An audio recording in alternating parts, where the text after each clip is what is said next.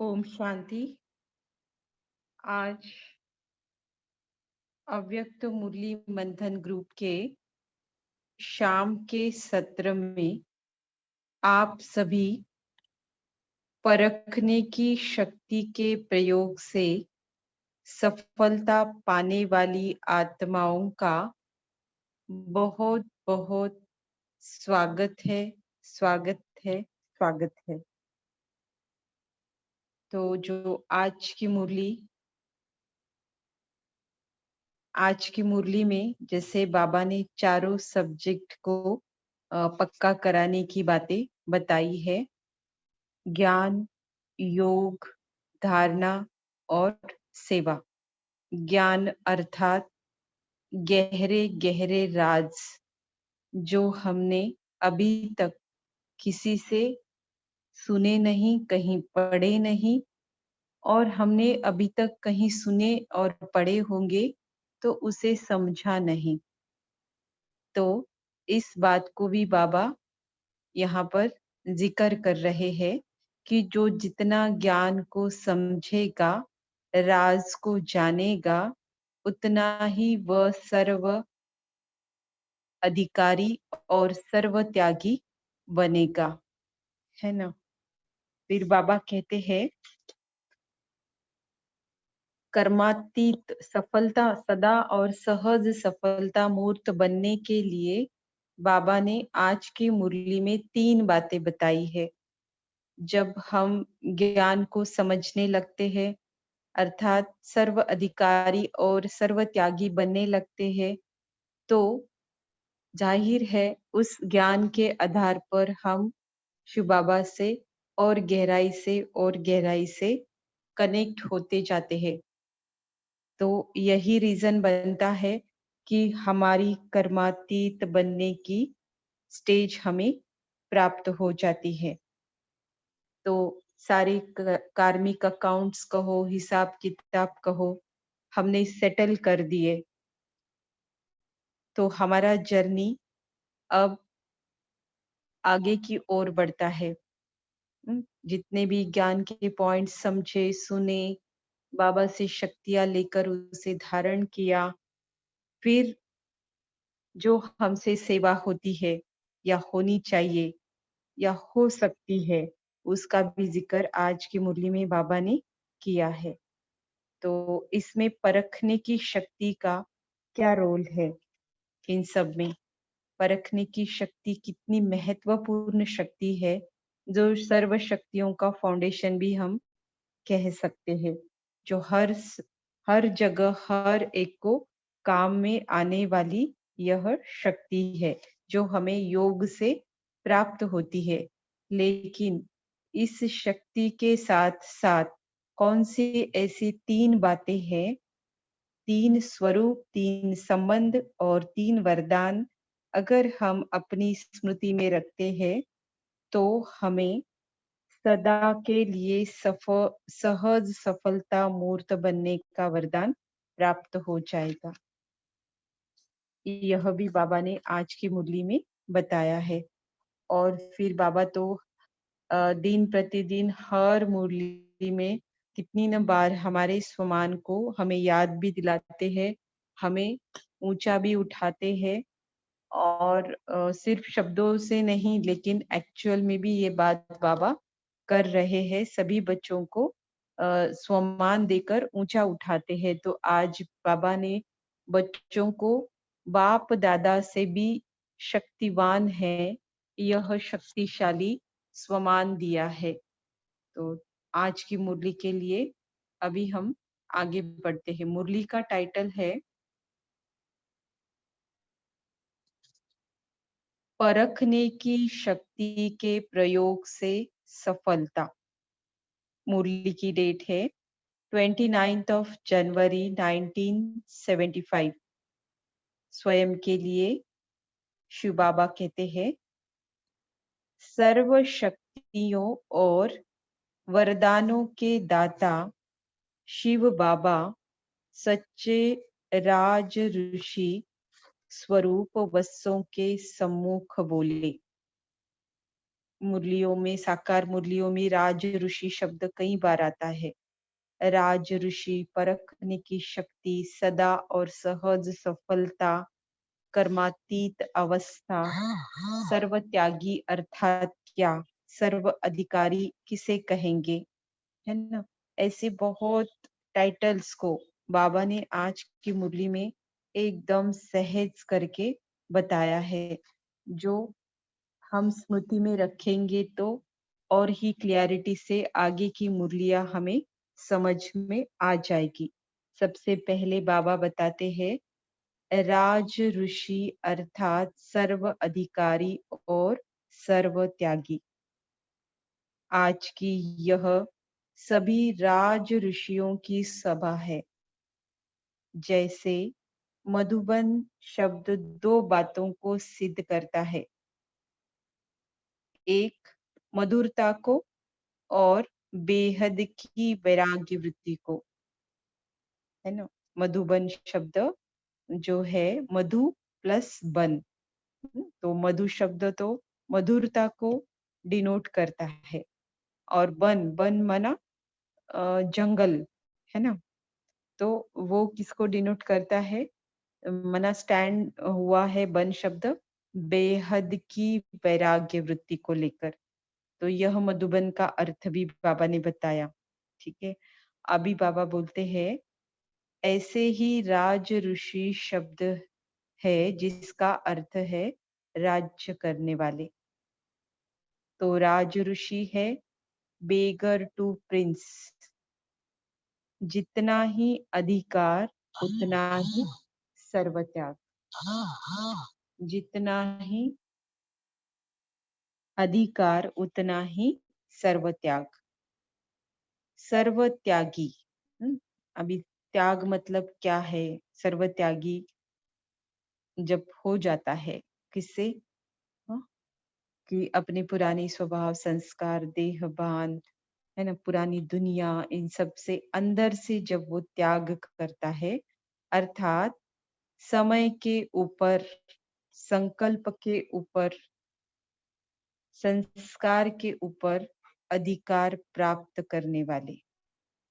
हम्म, तो जितना जितना समय को सफल कर रहे हैं, मतलब उधर की दुनिया से सारा समय हम मन बुद्धि से इधर की दुनिया कंस्ट्रक्शन में हमारी मन बुद्धि लग रही है, मनसा से, वाचा से, काया से, जिस भी स्वरूप में। तो क्या हो रहा है? समय के ऊपर आप अधिकार प्राप्त कर रहे हो और समय के ऊपर कर रहे हो तो जाहिर है संकल्प चलने से ही तो समय के ऊपर कर रहे हैं ना। तो संकल्प भी दुनियावी और जो अभी तक साधारण या व्यर्थ हमारे मन में चलते थे उसका जो परसेंटेज है वो नोटिसेबली कम कम कम होता जाता है ना। तो इसीलिए संकल्प के ऊपर भी अधिकार प्राप्त करने वाले बन जाते हैं और ये सब हो रहा है तो स्वभाव और संस्कार के ऊपर भी अधिकार प्राप्त होने से ही संकल्प और समय के ऊपर अधिकार प्राप्त कर रहे हो, तो इसको कहेंगे सर्वत्यागी। जैसे चाहे वैसे अपने समय, स्वभाव और संस्कार को परिवर्तन कर सके, अर्थात जैसा समय वैसा अपना स्वरूप व स्थिति धारण कर सके। ऐसे राज ऋषि अर्थात सर्व अधिकारी और सर्व त्यागी बने हो, है ना। तो राज ऋषि जितना राज को जानेंगे उतना अभी ऋषि की तरह रहेंगे, मना सर्वत्यागी रहेंगे, क्योंकि जान जान गए ना कि अभी ऋषि की तरह रहना ही आगे आने वाले बहुत सारे जन्मों में राज्य अधिकारी बनना। तो इस राज को समझेगा तो वो जरूर राज ऋषि कहलाएगा। जन्म लेते ही कर्म प्रमाण, श्रेष्ठ स्वमान प्रमाण, राज ऋषि का मर्तबा अर्थात पद बाप दादा द्वारा प्राप्त हुआ है ना। सर्व अधिकारी बन गए हो या अभी बनना है? क्या समझते हो? आप सबका विशेष नारा कौन-सा है? जब जन्म सिद्ध अधिकार है, तो जन्म लेने से ही प्राप्त है। जन्म सिद्ध अधिकार किसको बोलते हैं? जो जन्म लेने से ही हमें प्राप्त होता है। तो बाबा कहते हैं तब अधिकारी तो बन ही गए हो ना, जन्म तो हो ही गया, तो अधिकारी भी बन ही गए हो ना। तो इसमें समझाया बाबा ने, मधुबन का अर्थ क्या समझाया? मधुरता प्लस बेहद की वैराग्य वृत्ति इज इक्वल टू मधुबन। अब राज ऋषि के दो अर्थ बताए, राज्य करने वाले plus beggar to prince is equal to राज ऋषि। दूसरा अर्थ बताया, सर्व अधिकारी प्लस सर्व त्यागी इज इक्वल टू राज ऋषि। और सर्व त्यागी का अर्थ क्या बताया? चार बातों के ऊपर अधिकारी। कौन सी चार बातें? समय, संकल्प, स्वभाव और संस्कार। इन चार बातों के ऊपर अधिकारी अर्थात सर्वत्यागी। तो खुद को चेक करना है कि कुछ महीने पहले मेरा समय कितना वेस्ट जाता था, अब कितना सफल बन रहा है और इसे और सफलता की ओर मैं कैसे कैसे ले जा सकती हूँ, है ना? तो ये बिगिनिंग ही हमें बाकी चार बातों के लिए ऑटोमेटिक अधिकारी बनाएगी, अर्थात सर्वत्यागी बनाएगी। अभी बाबा बताते हैं सदा सफलता मूर्त बनने के लिए क्या करना है। सबसे पहली बात, उसमें बाबा बताते हैं कर्मातीत बनने की स्टेज की निशानी है सदा सफलता मूर्त। तो सदा सफलता मूर्त बनने के लिए कर्मातीत स्टेज को प्राप्त करना पड़े। नॉलेजफुल अर्थात मास्टर ज्ञान सागर। जब मास्टर ज्ञान सागर बन गए तो नॉलेज अर्थात समझ से अधिकार प्राप्त होता है। है ना? ज्ञान अर्थात समझ। किसे समझ मिलती है? शरीर को नहीं, आत्मा को। आत्मा में जो बुद्धि है उसको। तो जितना जितना समझेंगे उतना अधिकार प्राप्त होता है। समझ कम तो अधिकार भी कम। नॉलेजफुल तो हो ना। अब लास्ट स्टेज क्या है उसको जानते हो? कर्मातीत बनने की स्टेज की निशानी क्या है? सदा सफलता मूर्त। हम्म, क्या है निशानी? सदा सफलता मूर्त।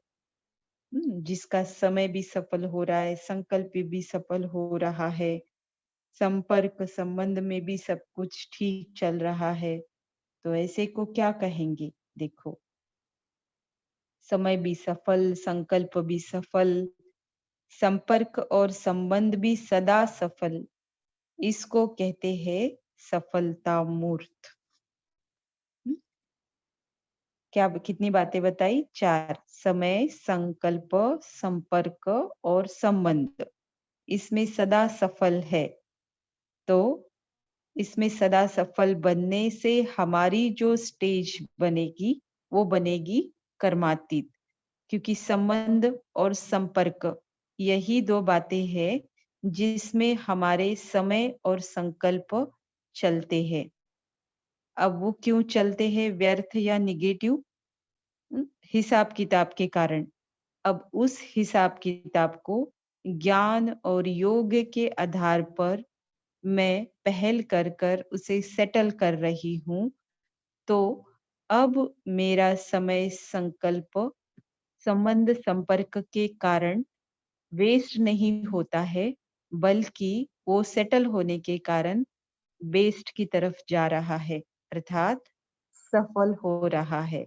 तो मेरे ऐसे कोई कर्म हो ही नहीं रहे हैं जिसका कुछ नया हिसाब किताब बने, बल्कि ऐसे कर्म हो रहे हैं जो पीछे के सभी हिसाब किताब को सेटल करते जा रहे हैं। दैट मीन्स कर्म के पीछे अब कुछ भी अतीत बाकी नहीं रहा। उसको कहेंगे कर्मातीत स्टेज। हम्म? तो यह स्टेज प्राप्त करना अर्थात सदा सफलता मूर्त बनना। अभी बाबा कहते हैं कि ऐसी कौन सी शक्ति है जो वर्तमान समय प्रमाण विशेष आवश्यक है। ऐसे सफलता मूर्त बनने के लिए वर्तमान समय प्रमाण विशेष कौन सी शक्ति की आवश्यकता है, जिससे कि सब बातों में सदा सफलता मूर्त बन जाए। वह कौन सी शक्ति है? सर्व शक्तियां प्राप्त हो रही है, फिर भी वर्तमान समय प्रमाण विशेष आवश्यकता परखने की शक्ति की है। अगर परखने की शक्ति तीव्र है, तो भिन्न भिन्न प्रकार के आए हुए विघ्न जो लगन में विघ्न बनते हैं, उन विघ्नों को पहले से ही जानकर उन द्वारा वार होने से पहले ही उन्हें समाप्त कर देते हैं। इस कारण व्यर्थ समय जाने के बदले समर्थ में जमा हो जाता है। पहले से ही पता चल जाता है। परखना, परखने के दो अर्थ है। एक तो ज्ञान को गहराई से समझना, यह भी परखने की शक्ति के आधार पर ही होता है। और दूसरा है व्यक्ति, परिस्थिति और समय को पहचानना, है ना?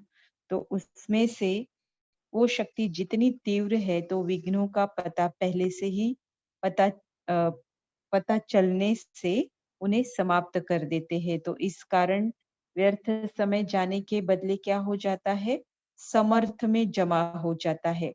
ऐसे ही सेवा में हर एक, अभी संबंध संपर्क में आए ना, कहाँ आते हैं संबंध संपर्क में? एक तो सेवा में आते हैं और सेवा के अलावा लौकिक अलौकिक में जहां पर भी आते हैं, राइट? तो जब सेवा में हर एक आत्मा की मुख्य इच्छा और उसका मुख्य संस्कार जानने के कारण उसी प्रमाण उस आत्मा को वही प्राप्ति कराने के कारण सेवा में भी सदा सफल रहते हैं। हम्म? समझ में आता है ना कि किसकी क्या विशेषता है, उसकी क्या इच्छा है। ऐसा समझकर फिर उसे वही बात देने से क्या हो जाता है? सेवा में सफल रहते हैं। तीसरी बात यह है कि दूसरों के संबंध में आने का जो मुख्य सब्जेक्ट है, उसमें भी हर एक आत्मा के संस्कार तथा स्वभाव को जानते हुए उसी प्रमाण उसे सदा संतुष्ट रखेंगे। हम्म? तो यह बातें क्यों कर पाए? परखने की शक्ति के कारण। अभी बाबा बताते हैं कि जितना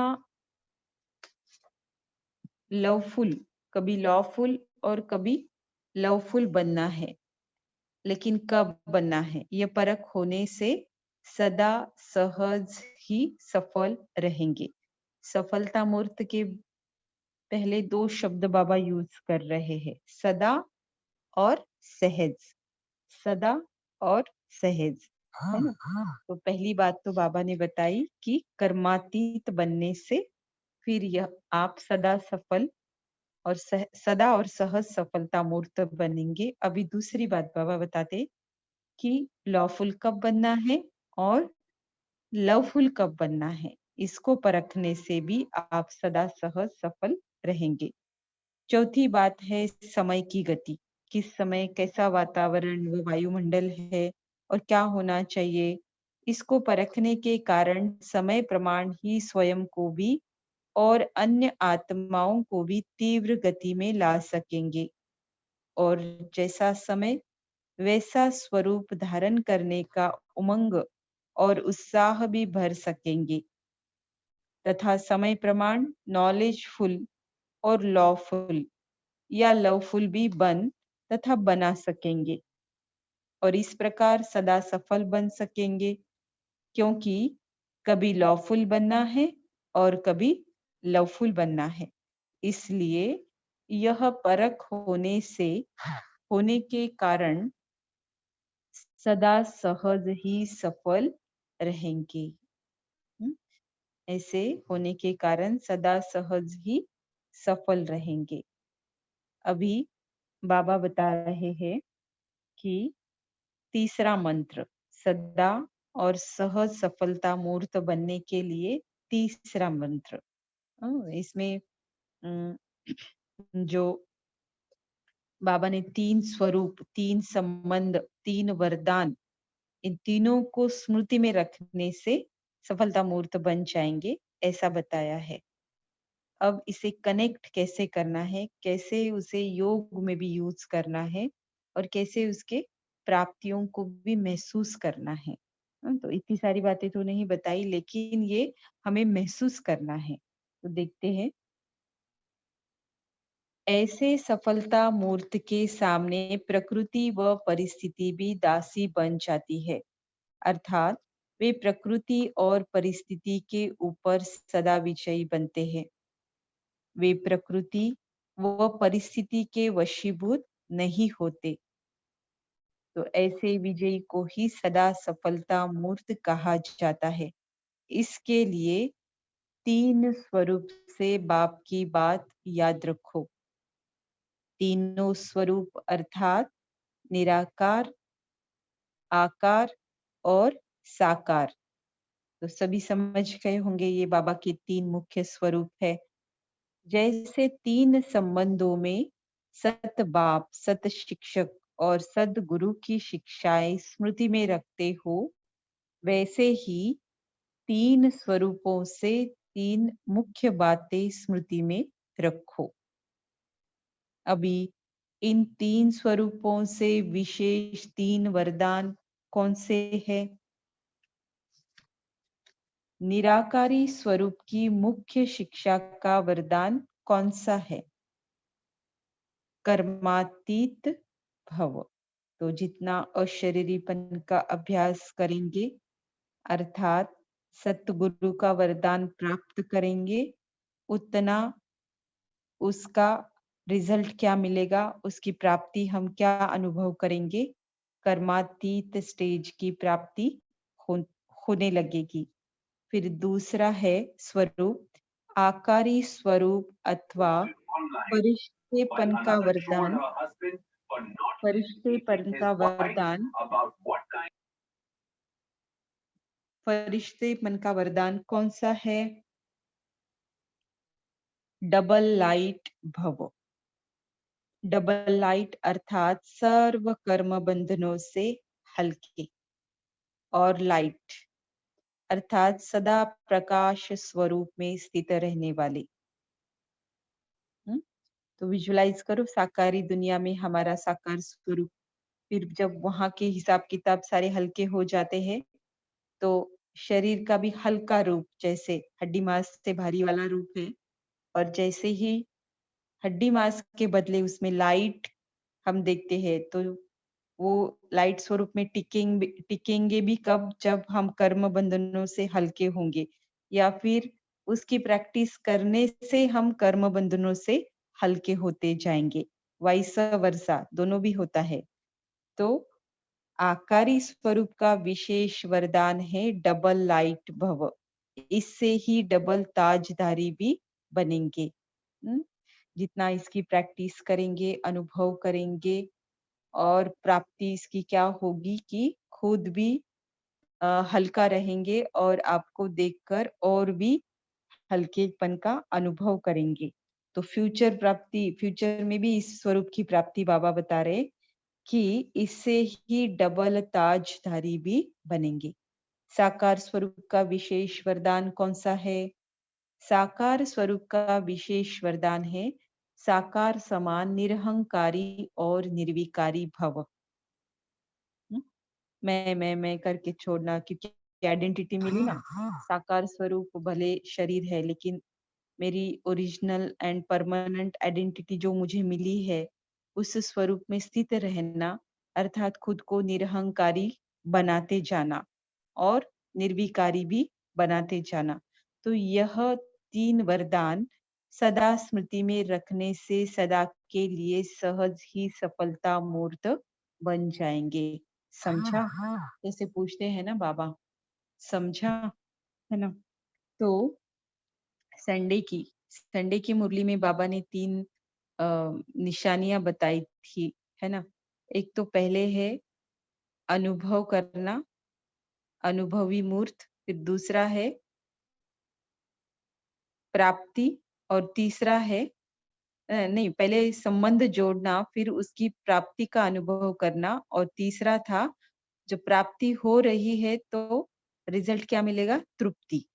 तो यह जो 3 संबंध साकार 3 स्वरूप और 3 संबंध, तो उनसे 3 वरदान जब प्राप्त होते हैं, तो रिजल्ट क्या होती है? तृप्त आत्मा बन जाएँगे। तो इस तरह से वो वाली पॉइंट भी और यह वाली पॉइंट भी मतलब मैच भी करती है और ज़्यादा समझ में अच्छे से समझ में आने के लिए मैंने उसका ज़िक्र किया है। तो किसी को भी वीडियो ऑन रखने की कोई ज़रूरत नहीं है। जब ज़रूरत होगी तो हम ज़रूर बताएँगे कि इस दिन वीडियो आपको ऑन करना है। तो आज आवश्यकता नहीं है। अभी बाबा बताते हैं कि कैसा ऊँचा सम्मान दिया बाबा ने हम बच्चों को कि बाप-दादा से भी बच्चे कैसे हैं? शक्तिवान हैं। कैसे हैं देखते हैं। बाप-दादा से भी बच्चे शक्तिवान हैं क्योंकि वे सर्वशक्तिवान को प्रत्यक्ष करने के निमित्त बने हैं। क्या वे ज़्यादा शक्तिमान नहीं हैं? सर्वशक्तिवान को सर्व संबंधों से अपना बना देना व अपनी स्नेह की रस्सी में बांध लेना। तो क्या ज़्यादा शक्तिवान नहीं हुए? है ना? इसके पहले भी बाबा ने पूछा था, बंधने वाला शक्तिवान है या बांधने वाला है? तो आज भी बाबा कहते हैं, आप अपने सर्व संबंध मुझसे जोड़ते हो, स्नेह की रस्सी से मुझे बांधते हो, तो आप बच्चे तो ज़्यादा शक्तिवान नहीं हुए क्या?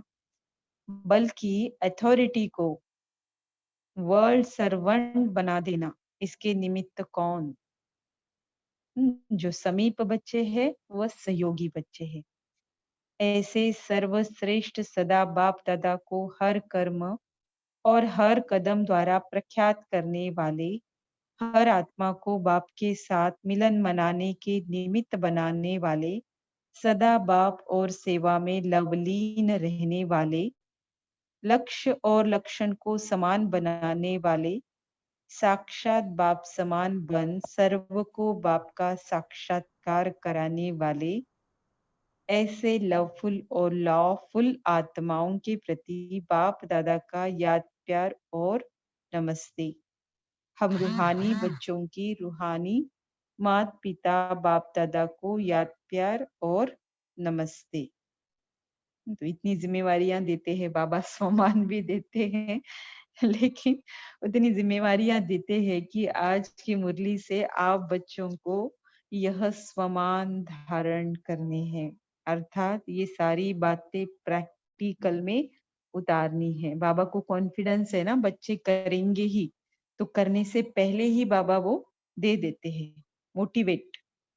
इस मुरली का सार पहली पॉइंट, संगम युग पर शिव बाबा द्वारा राज ऋषि का पद प्राप्त होता है। राज ऋषि अर्थात जितना ही अधिकार उतना ही सर्व त्याग। तो कहते हैं ना, त्याग के बिना भाग्य नहीं, तो ये वही बात है। नंबर 2, कर्मातीत बनने की स्टेज की निशानी है सदा सफलता मूर्त। समय भी सफल, संकल्प भी सफल, संपर्क और संबंध भी सफल, इसको कहते हैं सदा सफलता मूर्त।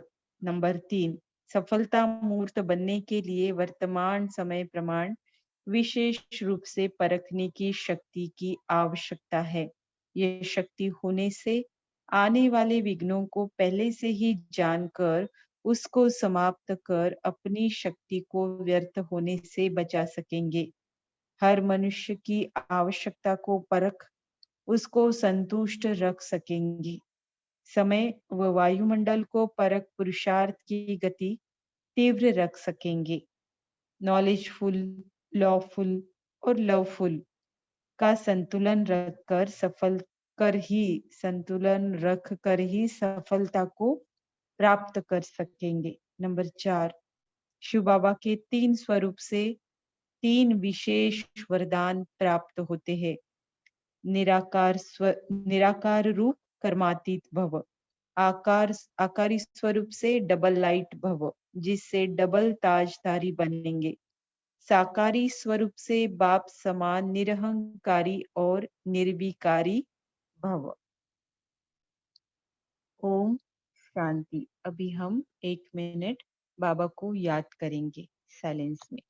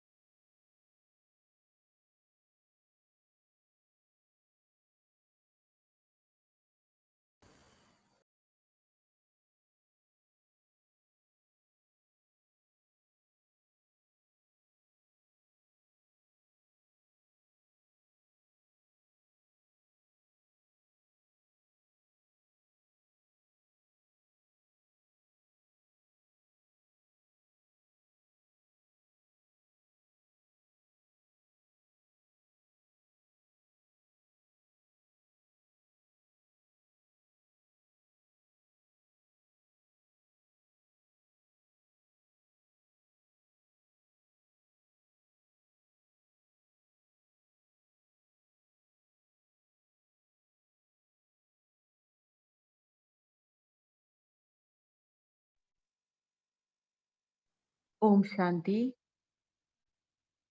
जैसे हम सभी जानते हैं कि योग ऐसा सब्जेक्ट है जिसमें हम शक्तियों के अधिकारी बनते जाते हैं।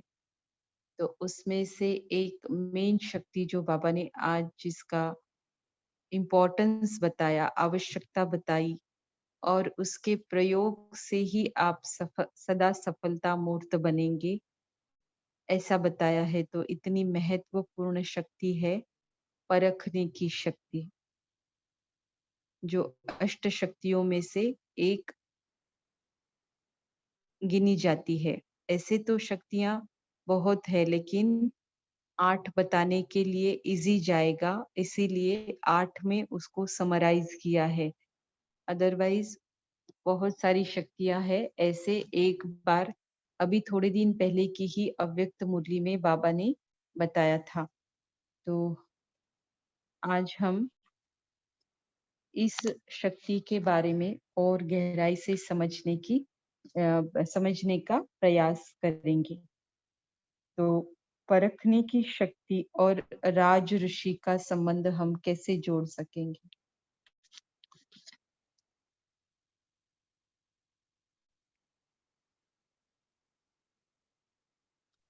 ओम शांति दीदी। हाँ, परखने की शक्ति मतलब जब तक हम किसी भी चीज को परखेंगे नहीं तब तक हम निर्णय नहीं ले सकेंगे, और जब तक निर्णय हमारा सही नहीं होगा तो फिर हम अधिकारी नहीं। ओम शांति दीदी, आवाज आ रही है? हाँ, थोड़ा लो वॉल्यूम आ रहा है। जब तक हम परखेंगे नहीं तब तक हम निर्णय नहीं ले सकेंगे, और जब तक निर्णय नहीं लेंगे तब तक हम किसी भी चीज को अधिकार के रूप में नहीं यूज कर सकते। तो राजा ऋषि के लिए बाबा ने बताया है कि जो अधिकारी भी हैं और बैगर टू प्रिंस भी हैं। तो हमें कहाँ पे जो है हमें त्याग करना है और कहाँ पे हमें अधिकार के रूप में लेना है, तो जब तक हम परखेंगे नहीं तब तक हम यूज नहीं कर सकते।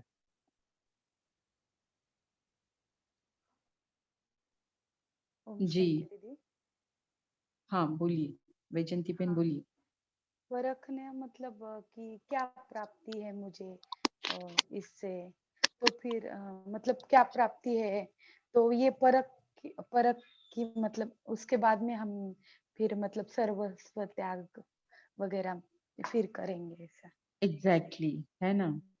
क्योंकि हम मनुष्य आत्माएं ऐसी है ना कि जब तक हमें कोई चीज से बेहतर जो हमारे पास अभी है, लेकिन उससे बेहतर कुछ प्राप्ति को हम चखेंगे नहीं, या फिर हमको पता नहीं चलता है कि इससे बेहतर मुझे मिलने वाला है, तब तक हम अभी जो मेरे हाथ में है उसका त्याग करेंगे ही नहीं। राइट? तो इसीलिए बाबा प्राप्तियों की ओर भी हमें ध्यान खिंचवाते हैं, प्राप्तियों की नॉलेज हमें देते हैं।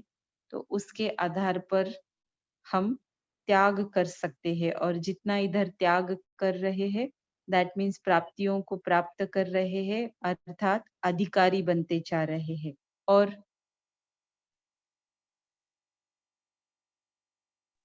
बहुत कौन अच्छा सब्जेक्ट है आज की मुरली का ना।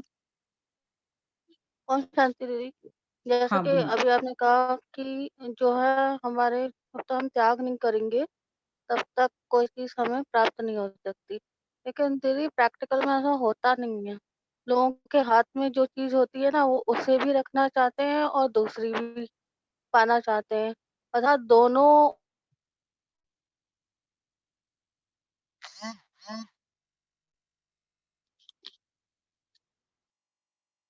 जी, आपकी आवाज नहीं आ रही है। हाँ, हाँ, अभी और बोलिए। मेरा नेट चला गया है, इसलिए मुझे इनके नंबर से बोलना पड़ रहा है। जी, तो मैं कह रही थी कि जो है प्रैक्टिकल में ऐसा होता नहीं है, क्योंकि लोग दोनों कश्तियों पे पैर रखना चाहते हैं। जो उनके हाथ में होता है ना उसे भी पकड़ के रखना चाहते हैं मजबूती से, कि हम ऐसे छोड़ेंगे नहीं। और जो दूसरा जो प्राप्त करना होता है वो भी उनको चाहिए, मतलब जैसे बाबा ने ज्ञान दिया तो वो भी, और अपनी भक्ति का जो पुराने जो भी संस्कार हैं उसको भी छोड़ना नहीं चाहते, कि मतलब ये भी कर लें और ये भी कर लें। वो उनको मतलब इसमें जो है मेन पॉइंट होता है कि आप परखने की शक्ति का यूज करना। आप परख रहे हैं, जान रहे हैं और कितना आप छोड़ रहे हैं, लेकिन फिर भी आपकी दृढ़ता की कमी है और आप जो है उसको मतलब छोड़ना नहीं चाह रहे। नया भी चाहिए और पुराना भी चाहिए, सारी चीजें चाहिए। ओम शांति। लेकिन बाबा का एक विशन तय है कि जब तक छोड़ेंगे नहीं, मिलेगा नहीं। आप समझ कर चाहे कितना भी समय बिता लो, लेकिन पूरा जब तक छोड़ेंगे नहीं, तब तक इधर का मिलेगा नहीं। दोनों नाव में पाँव नहीं रख सकते, ऐसे ही रखने से हम हमारा ही नुकसान करेंगे। बोलिए सुषमा ओ- बहन। ओम शांति दीदी। दीदी बहन ने जो बोला बोला तो सही है और अच्छे एक, पर मेरा मानना तो यह है, इसे छोड़ने में फायदा है। समय की बचत है, आडंबरों की बचत है, पैसा की बचत है। तो मेरे को तो बहुत इजी लगा था। कोई तीज त्योहार मेरे को तो याद ही नहीं है। मैंने तो पिछले से 2 साल पहले बाबा के घर में करवा चौथ मनाई और खा खा के मनाई थी, कभी चांद भी नहीं देखा। पर ये थी चल बाबा के साथ मन रही है। समझ गए। शिवरात्रि पे हमारे यहाँ दीदी निर्जला व्रत रखा जाता है, यानी शाम को सिर्फ फलाहार लेते हैं, लेकिन हम तो केक खाते हैं घर में नहीं बताए आएंगे। समझ गए नहीं समझ गए।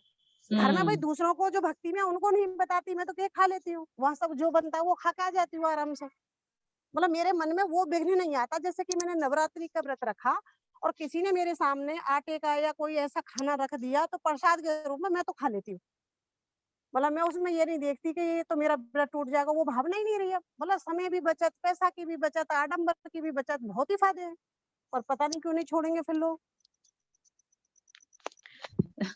जी। अम, हाँ, बोलिए मधु बहन, बोलिए। तो बाबा कहते हैं कि बिना त्याग का भाग्य बनता नहीं है। जब हम त्याग करेंगे तभी भाग्य बनेगा। यस। जी। ये सारी सब मिला के परखने की शक्ति के ऊपर है। हम्म। हम्म। हम्म। ओम शांति। हाँ, बोलिए। अपराजिता बहन, बोलिए। बाबा जो यहाँ कह रहे हैं कि बहुत शक्तियाँ हैं, पर अभी समय के प्रमाण आवाज कम आ आवाज रही है। हाँ। विशेष आवश्यकता परखने की शक्ति की अभी है। तो बाबा यहाँ यही समझा रहे हैं कि क्या परखना है। तो परखना है कि हमारे लगन में विघ्न क्या डाल रहा है। ये जो भिन्न भिन्न प्रकार के विघ्न आते हैं जो हमारे लगन को तोड़ रहे हैं। हमारा लक्ष्य तो है हमेशा निरंतर योगी बनने का, तो वो अगर हमारा टूटता है किसी भी कारण, तो उनको परखना है कि कहाँ सूक्ष्म में, स्थूल में, कहाँ से हमारे अंदर विघ्न आता है, कौन से संस्कार, स्वभाव, कौन सी परिस्थिति हमारे को डगमग कर रही है, तो इसे परखना है। तो बाबा कहते हैं कि जब इन विघ्नों को जो परख लेता है और उनको पहले से ही जान लेता है कि ये आने वाली है या आ रही है, ये विघ्न है, तो उनको जब जानकर समाप्त कर देता है तो वो सहज ही व्यर्थ को समाप्त कर रहा है और वो व्यक्ति समर्थ ही पा रहा है। तो समर्थ शक्ति उसमें आती है। तो वो उसके लगन में फिर आगे बढ़ेगा, प्राप्ति करता जाएगा। दूसरी बात बाबा ने जब कही कि सेवा में हर एक आत्मा की मुख्य इच्छा और उसके मुख्य संस्कार जानने के कारण उसी प्रमाण उस आत्मा को वही प्राप्ति कराने के कारण सेवा में भी सदा सफल रहते हैं। तो परखना क्या है, यानी हम जो सेवा बाबा हमसे कराते हैं, क्या सेवा कराते हैं कि आत्माओं को बाबा का ज्ञान देना, बाबा से परिचित कराना, सत्य का ज्ञान देना और उन्हें भी बाबा का वारिस बनाना। तो परमात्मा क्या कहते हैं, लेकिन बहुत सारे मुरलियों में भी बाबा ने कहा कि हर किसी के साथ उलझना नहीं है। जो तर्क वितर्क करते हैं, यानी जिन्हें अपने ज्ञान का बड़ा घमंड है, जो दुनियावी धन में अभी बहुत ज्यादा सुख भोग रहे हैं, उसे अल्पकाल का सुख है पर उसे ही वो सब कुछ समझ बैठे हैं। जो अभी भक्ति में पूरा रस ले रहे हैं, ऐसे व्यक्तियों को जबरदस्ती ज्ञान नहीं सुनाना है। तो ये परखने की शक्ति यहाँ प्रयोग में लाना है कि कौन सी आत्मा भी तैयार है बाबा के ज्ञान के लिए, कौन सी आत्मा भक्त आत्मा है, कौन सी आत्मा ज्ञान सुनेगी, कौन सी आत्मा हमारे वंश की है। ये परखना हमारे अंदर, परखने की शक्ति द्वारा हमें ये करना है। तो कैसे हम परखेंगे कि कौन सी आत्मा ज्ञान सुनेगी? तो बहुत जो अभी दुखी परेशान आत्माएं हैं, जो भटक रही हैं, ऐसी आत्माओं को जब हम ज्ञान के कोई भी ज्ञान बिंदु सुनाते हैं तो वो झट से उसे स्वीकार करती है, क्योंकि उनको दुख से छूटने का मार्ग दिख जाता है, निराशा से छूटने का मार्ग मिल जाता है। दूसरा है जो बहुत धोखा खा चुकी है, ऐसी आत्माएं भी ज्ञान सुनती हैं। और हमने तो अपना ही में अनुभव ये किया था कि हम बहुत भक्ति करते थे, तो भक्ति का बहुत विस्तार हो जाता है, भक्ति में बहुत कुछ है, तो उसमें भी तो रस है, अनुभव है, तो वो तो ऐसे छूटता नहीं है। लेकिन कभी कभी ऐसे परिस्थिति आ जाते हैं कि आप कितना करेंगे, कि वो थकावट आ जाती है। तो ऐसे समय पर भी आत्मा जैसे तैयार हो जाती है ज्ञान के लिए। बाबा कहते हैं ना, भक्ति जब खत्म होती है तभी ज्ञान का उदय होता है। तो बहुत सारी ऐसी निशानियां हैं जो ज्ञान की बातें हैं, जो आत्मा में पहले से ही धीरे धीरे आना शुरू हो जाती है। आत्मा नम्र जो जो सच में भक्त है, जो भक्ति में जिसका सब पूरा हो चुका है, वो कैसे हो जाएगी, नम्र चित्त रहेगी, वो कभी किसी का अनादर नहीं कर सकती है। तो आप उन ऐसी आत्माओं को भी ज्ञान देंगे तो वो भी बहुत अच्छे से स्वीकार करती हैं। लेकिन भक्ति का जो इतना विस्तार है, उसमें तरह तरह के लेवल पे लोग भक्ति कर रहे हैं, तो इसीलिए हर कोई भक्त सुन लेगा और समझ जाएगा ज्ञान, ऐसा नहीं। तो ज्ञान को धारण करने के लिए भी तैयारी चाहिए। तो ऐसे आत्माओं को पहचानना, ये बाबा कह रहे हैं कि परखने की शक्ति आपको यहाँ यूज करना है ताकि आपका सेवा सफल हो। तो जिसका परखने की शक्ति अपने विघ्नों को दूर करने में जो यूज कर रहा है, जो सेवा में इस तरह से यूज कर रहा है, फिर दूसरों जिसके संपर्क में आते हैं उनको कैसे संतुष्ट करे, तो वो हमारे व्यवहार से ही संतुष्ट होंगे। तो ये परखना है कि ये सामने वाला व्यक्ति अभी अशांत है या दुखी है या क्रोधी है या कोई विकार वश है, परवश है, तो उस वक्त भी उसके साथ तर्क वितर्क नहीं करना है, जोर जबरदस्ती नहीं करना है। जैसे कि बहुत बार हमारे परिवार में भी हम ज्ञान में आ गए लेकिन वो भी ज्ञान में आने के लिए तैयार नहीं, तो वहां पे भी हमें युक्त चलना है, उनको राजी करना है, उनको खुश करना है, किसी को असंतुष्ट नहीं करना है। तो ये भी परखना आना चाहिए कि भाई हमें मिल गया है, हमको समझ आ गई है, तो दूसरे को जबरदस्ती डोज पिलाएं ऐसा नहीं होगा। तो यहाँ पे भी परखने की शक्ति काम आती है। और बाबा पे जी। लास्ट जो कहते हैं कि लवफुल, नॉलेजफुल, लवफुल और लॉफुल, इन तीनों में भी आपको बैलेंस होना चाहिए। तो नॉलेज किस बात का नॉलेज? सत्य नॉलेज, आत्मा का नॉलेज, परमात्मा का नॉलेज। क्या हम उस स्थिति में निरंतर रहते हैं? हम ज्ञान में इतने साल से चल रहे हैं, हमें ज्ञान आता है, ये नहीं। ज्ञानी वो नहीं है, ज्ञानी वो है जो आत्मिक स्थिति में है, अभी ही वो बाबा के साथ है, बाबा को महसूस कर रहा है, बाबा की छत्र छाया को फील कर रहा है, वो ही ज्ञानी है।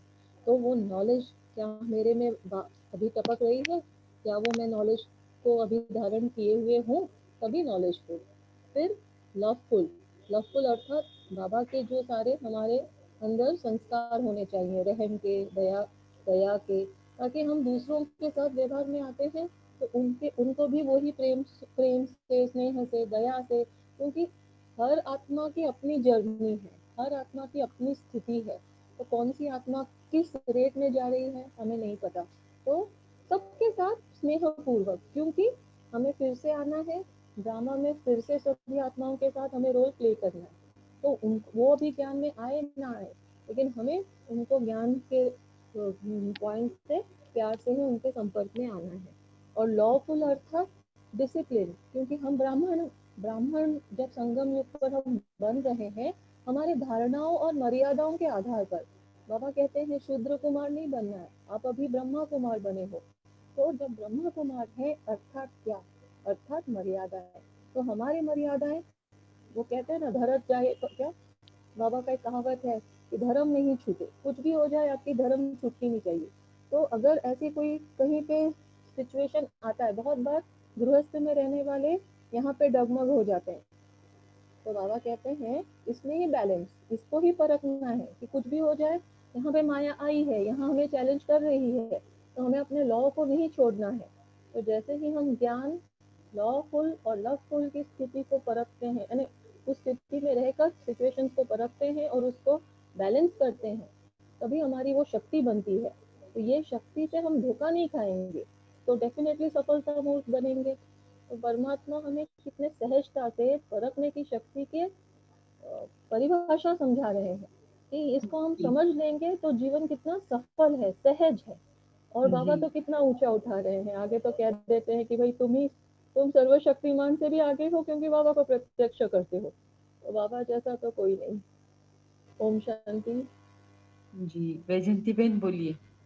हाँ दीदी, पहले तो मैं संकल्प के ऊपर हमारी माया की मतलब पहले अटैक करती है, फिर वाणी में आता है, तो फिर परख के हमारे कैसे संकल्प चल रहे हैं, फिर उसके ऊपर हम मतलब डिसीजन ले सकते, मतलब ऐसा।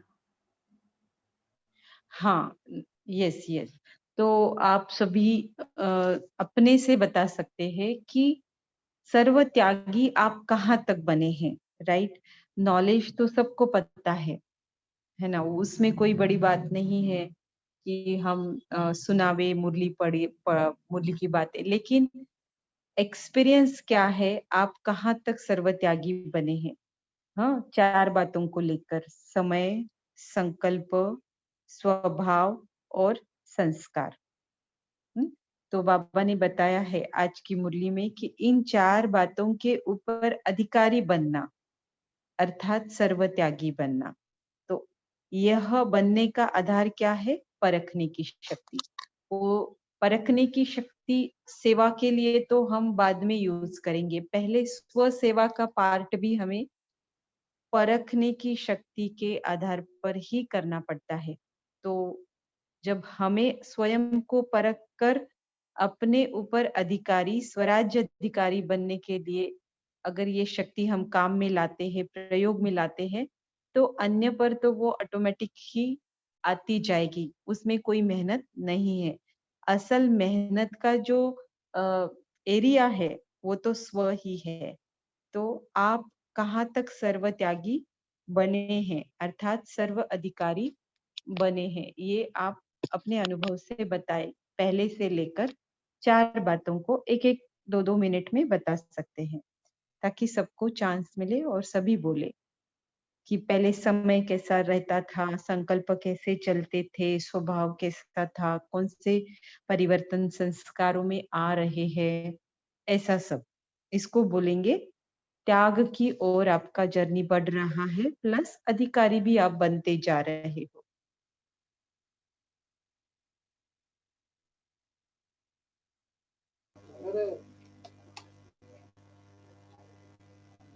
ओम शांति।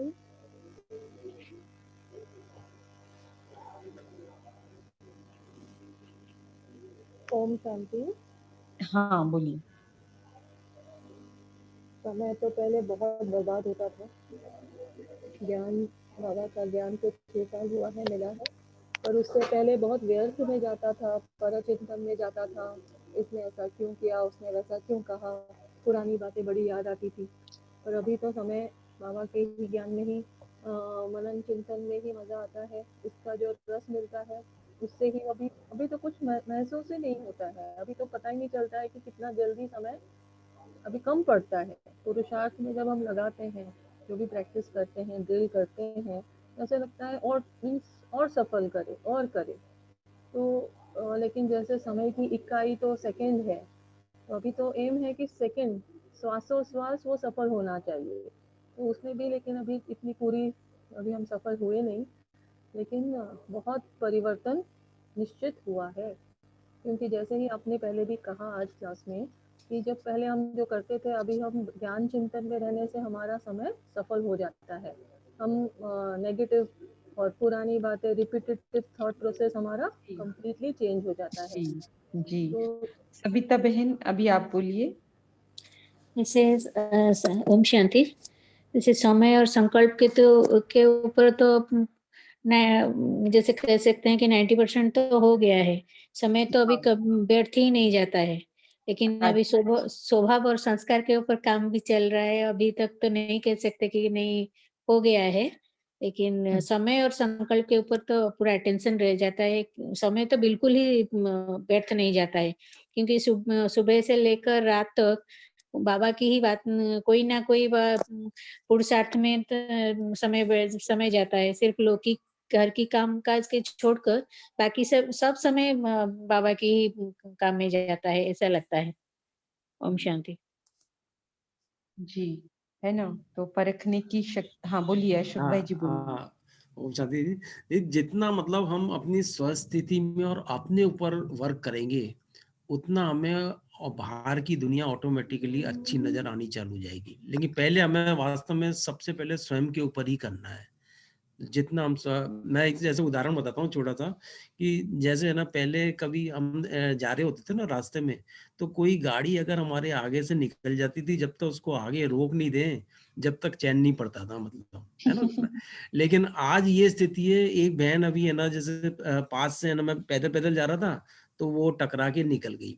अब आप देखो, बहन आगे जाके रुक गई है और मैं उससे बोल रहा हूँ ट्रैफिक रुक रहा है और आप निकल लो। तो मतलब ये फर्क मतलब पहले और अब में जो रहा है। तो हम जितना अपने आप को चेंज करेंगे, अपने आप में बदलाव लाएंगे, तो औरों को बदलने की जरूरत नहीं है, हमें स्वयं को ही अपने आप को चेंज करना है। चाहे वो संकल्प हो, चाहे स्वभाव हो, चाहे संस्कार हो, चाहे स्थिति हो, इन सबसे हमें अपने आप को करना है। यस। और कौन सी स्थितियों का बाबा ने वर्णन किया है? कौन सी बातें सदा सफलता मूर्त बनने के लिए बताइए? सदा और सहज।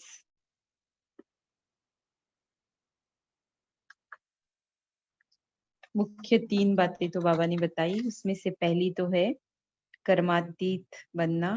फिर बाबा ने क्या बताया? कौन सी बात बताई दूसरी? डबल लाइट फरिश्ता बनना। ये बताइए बाबा ने, निरंकारी और निर्विकारी। बाबा ने दूसरा बताया कि कब लॉफुल। हाँ बोलिए सुषमा बेन, बोलिए। दीदी, कर्मातीत के साथ में आकारी स्वरूप हरिष्टेपन का वरदान के बारे में, डबल लाइट के बारे में ही बाबा ने बताया है। हाँ, मतलब उसके पहले बाबा ने कहा कि परखना है कि कब लॉफुल और कब लवफुल आपको बनना है, माना समय को परखना है, राइट? फिर बाबा ने 3 बातें बताई, 3 की 3 बातें बताई, वो बताइए। फिर उससे भी बाबा ने कहा कि ये 3 बातें स्वरूप सदा स्मृति में रखेंगे तो सफलता मूर्त बन जाएंगे। वो कौन सी 3 बातें हैं?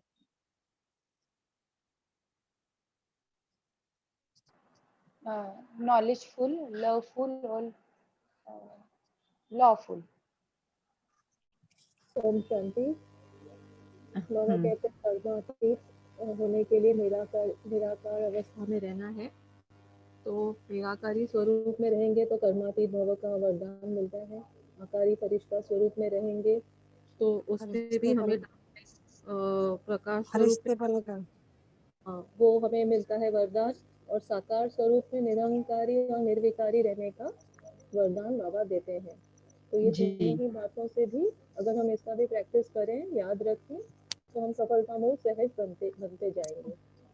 नंबर 1 3 स्वरूप, नंबर 2 3 संबंध, नंबर 3 3 वरदान, ऐसे 3 बातें 3-3 की बाबा ने बताई, जिसे प्रैक्टिकल अनुभव करना है, प्राप्ति स्वरूप बनना है, तो फिर हमें तृप्ति माना सदा सफलता और सहज सफलता मिलेगी, है ना?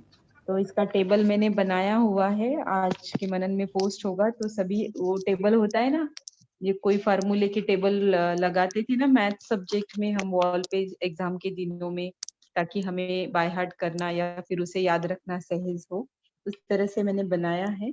तो सभी उसको देखे और सच में स्मृति में रखे, शायद आपको मदद करेगा। अब इस साकार मुरली की कौन सी पॉइंट है जो हमारी अव्यक्त मुरली से मैच करती है?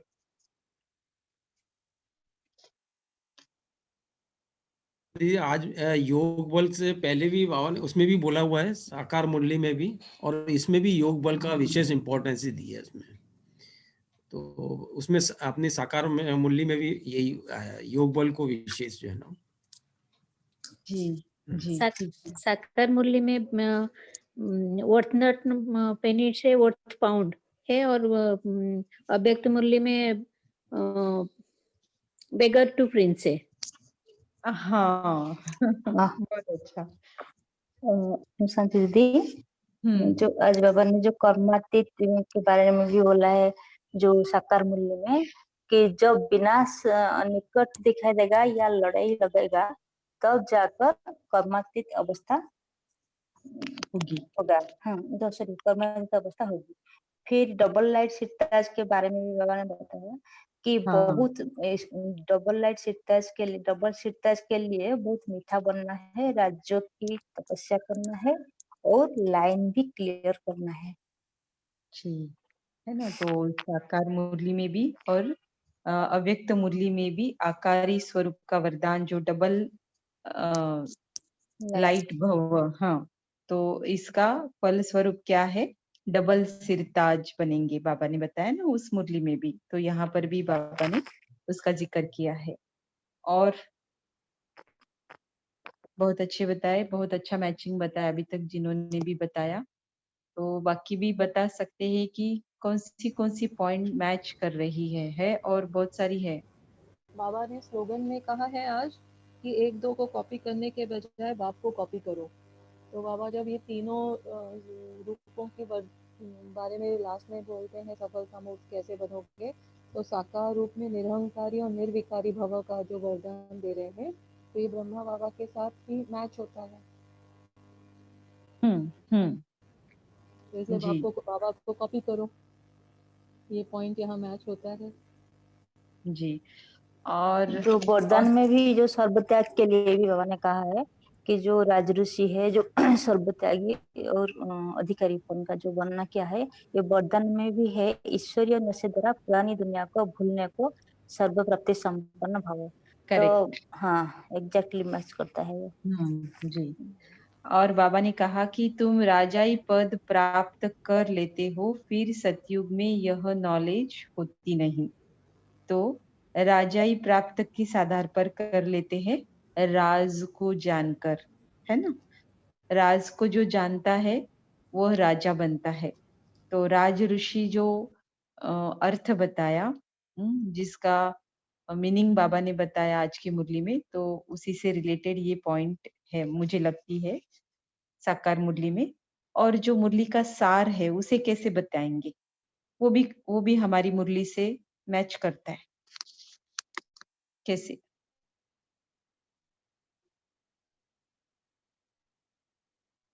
हमारी मुरली का टाइटल और साकार मुरली का सार, ये दोनों भी मैच करता है, पर कैसे करता है?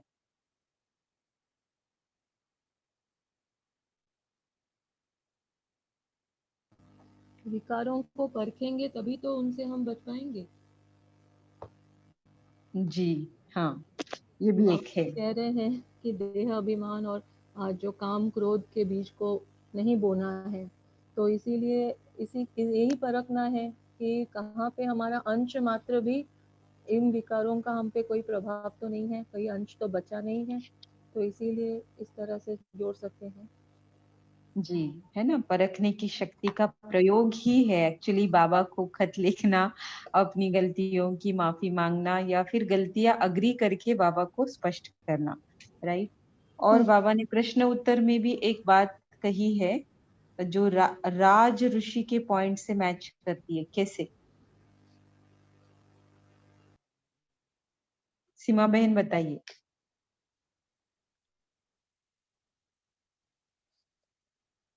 दीदी आज बाबा ने ये कहा है हेडलाइन में कि अपनी जैसे जो भी कर्म कहानी है बाबा को लिख कर देनी है। मतलब तभी हम जो है ऑनेस्ट और वफादार बनेंगे। जो भी हाँ, मतलब हमने अपने कर्मों में किया है उसको बाबा को देना है। और आंसर में ये है कि बाबा ने कहा है कि ये जो काम क्रोध है ये बीज है, इसलिए इसको खत्म करना है, योग बल से पावन बनना है। जी, देह अभिमान का बीज नहीं बोना है, माना देह अभिमान का त्याग करना है। और बीज किसका बोना है? देही अभिमानी का बोना है, अर्थात सर्व अधिकारी बनना है। तो राजऋषि की बात आ गई ना कि देह अभिमान का बीज खत्म करना अर्थात उसका त्याग करना और देही अभिमानी बनना अर्थात सर्व अधिकारी बनना। तो राज और ऋषि दोनों का ही मीनिंग यहाँ पर स्पष्ट हो जाता है। और बाबा ने क्या कहा? कर्मातीत अवस्था का तो बताया ना, पुष्पा बहन ने बताया। और क्या बताया कि जितना हम राज ऋषि बनेंगे उतना क्या होकर रहेंगे? बेगर टू प्रिंस। न्यारा होकर रहेंगे। अच्छा, और त्याग कर रहे हैं, पुरानी दुनिया से वैराग्य आ रहा है, देही अभिमानी का बीज बो रहे हैं, तो क्या होगा? हर मुरली में बाबा एक बार तो ये सेंटेंस बोलते हैं, हर मुरली कर्मातीत अवस्था के लिए होगा और फरिश्ता स्वरूप जो है और बढ़ जाएंगे। हाँ जी, नजदीक का आंसर दिया। और निर्भीकारी रहेंगे। जितना त्याग उतना अधिकार।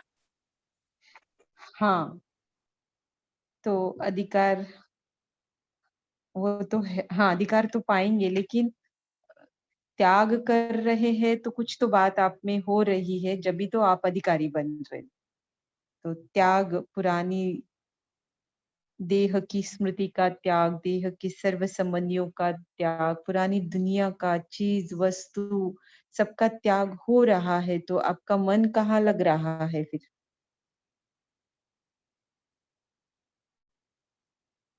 मन मना भव, है ना? तो जितना राज ऋषि बनेंगे उतना मन मना भव होकर रहेंगे। और सदा सफलता मूर्त बनने के लिए अर्थात सेवा में या संबंध संपर्क में आने वाली आत्माओं को जरूरत अनुसार परखना, इसके लिए भी बाबा ने एक पॉइंट यहाँ पर बताई है साकार मुरली में। कौन सी है, कोई बता सकता है?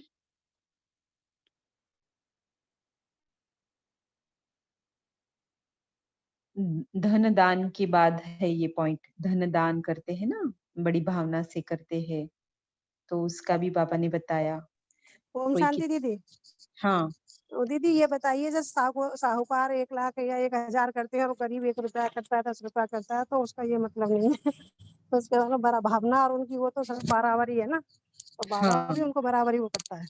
हम्म। तो कईयों को फिर क्या मिलता है, कईयों को क्या मिलता है रहने के लिए? बाबा के पास खातिरी भी होती है कईयों की, है ना? तो बाबा ने आज उसका रीजन बताया है। अरे वो तो करनी पड़ेगी ना, मतलब क्या है? हाँ परखा ना कि किसको करना है, किसको नहीं बस। करना है ना? तो जो बाबा ने सेवा, बोला मेरे को धन की क्या जरूरत है, यहाँ मकान भी बने हैं, तो आप बच्चों के लिए ही बन रहे हैं। तो उसी पे हाँ बाबा ने डिटेल में बोला। यस यस सही। हाँ दीदी मुझे एक बात ना पूछनी है कि जैसे जैसे बाबा ने आज ये भी एक बात कही है ना कि ये जो मकान बनते हैं ये आपके लिए ही बनते हैं। ये मुझे बड़ी अच्छी आज बाबा की बात लगी कि शिव बाबा नहीं मतलब लेते पैसे और ना ही ब्रह्मा बाबा। तो आज की मुरली से मुझे ये बहुत अच्छी रहने लगी। और एक दीदी ये बात पूछनी है कि कर्मातीत अवस्था दीदी मुझे थोड़ा सा एक्सप्लेन कर देंगे? जी बहन, कल से आप क्या करना, जब आप मुरली को क्लास को ज्वाइन करते हो ना, तो आरंभ में हाँ ही जी। पूछ लेना, ठीक है? ठीक और ठीक है। हम कल इसे ज़रूर कवर करेंगे। अभी समय की सीमा को देखते हुए, वैसे भी 8 मिनट हमारा क्लास हाँ जी, एक्सटेंड हो ठीक चुका है, तो आप ज़रूर याद दिलाइएगा, कल हम इसका विश्लेषण ज़रूर करेंगे, ठीक है। है? ओके दीदी, ओके। अभी हम 1 मिनट साइलेंस में बैठेंगे।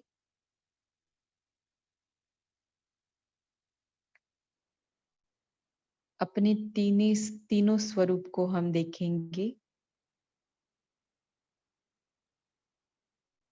अभी जो मेरा साकारी स्वरूप है या फिर सतयुग में जो मेरा साकारी स्वरूप रहेगा, दोनों भी साकारी स्वरूप को आप देख सकते हैं।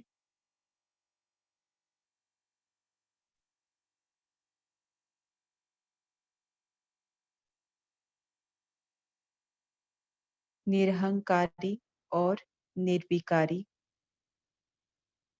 अभी मैं बन रही हूँ इस साकारी स्वरूप से, और जब बन जाऊंगी तो वह भी साकारी स्वरूप मेरे नजरों के सामने है, देवताई स्वरूप। अब इन दोनों साकारी स्वरूप से थोड़ा ऊपर उठते हैं, इस धरती के ऊपर मेरा आकारी स्वरूप, डबल लाइट स्वरूप। देखे उसको सूक्ष्म वतन में, अपना आकारी शरीर।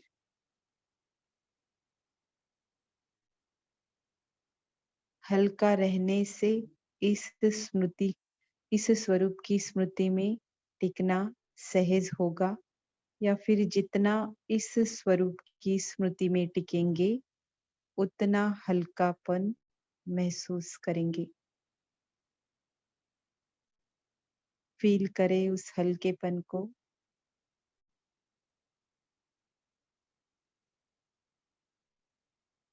बस अभी यह साकारी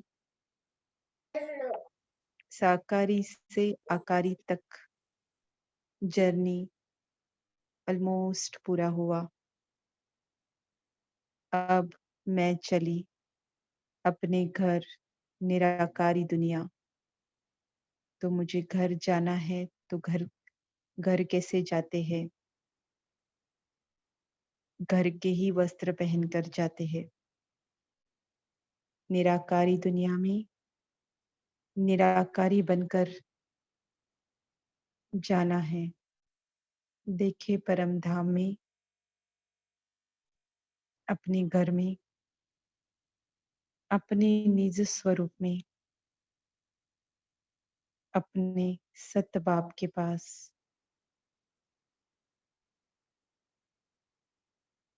यहाँ की 1 सेकंड की अनुभूति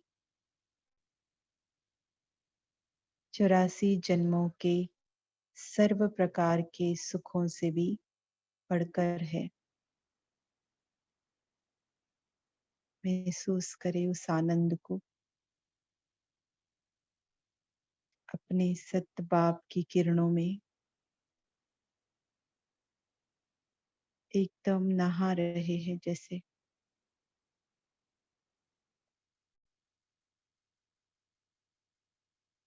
बाबा की किरणें मुझ आत्मा के आर पार जा रही है।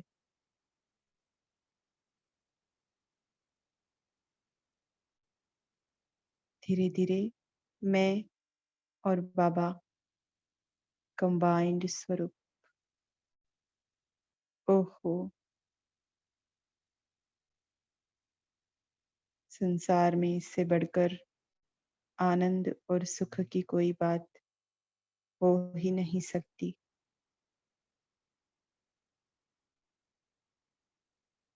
ऐसा फील करें, एक्चुअल में होना ही चाहिए ये बात। वैसे ही अपने इस स्मृति को बढ़ाने के लिए, सदा स्मृति में रखते हुए, अभी हम क्लास से विदाई लेते हैं।